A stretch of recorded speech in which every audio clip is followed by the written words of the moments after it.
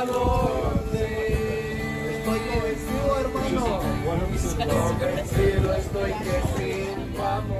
name's Rob Woodward, and we went to the Monterrey, Mexico mission trip with Back to Back.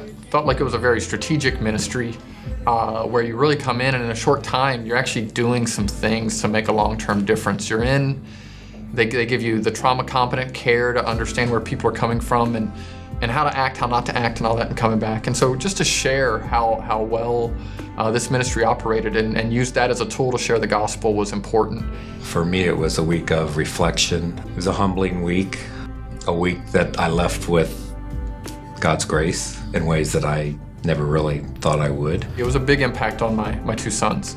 They really appreciate more what they have, but then just seeing how thankful these people were.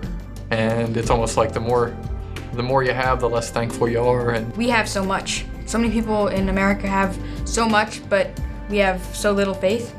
But the people there, majority of them in the places we went to had so little, but they had much more faith than I'd ever thought they would have.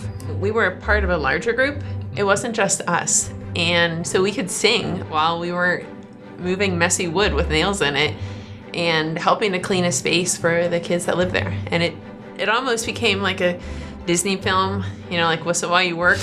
And it really made the moments so much more fun. I think the joy for me was just watching the kids and how excited they were, like from the minute we arrived until the second that we left. They're basically the same as we are, except they just don't speak English. That's all there was. That was the only barrier. Kids are kids, no matter what country you're in. They sound the same, they act the same.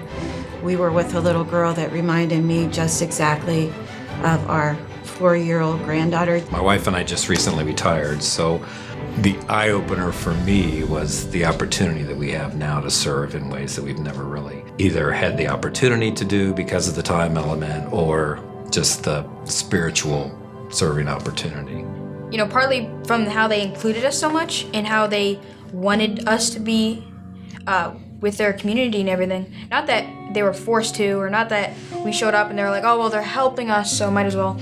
But they wanted to. And I just took away from that, I want to be the same. I want to talk to that person that's sitting in the back row, nobody next to them, and I want to include people more. When it comes to mission trips, I think about wanting to be in control. And so our goal for this mission trip was to have no expectations. I mean, there were certain things like, yes, we'll have plane tickets. Yes, we'll have a place to stay. We will have food. We will eat. But not to put everything in a box. And that was hard. It was something I had to live with differently than I would have liked at first. But God taught me that if I ask Him to plan my day, that if I ask Him to prepare what it is that I have before me and to provide for all my needs, then whether it's a mission trip I travel to or just daily living where I live right now, that He's got it under control. I think anytime you serve anywhere, the greatest benefit is seeing God's love throughout the whole thing, and the joy and the interaction and the opportunity, knowing you're doing God's work, is a pretty amazing feeling.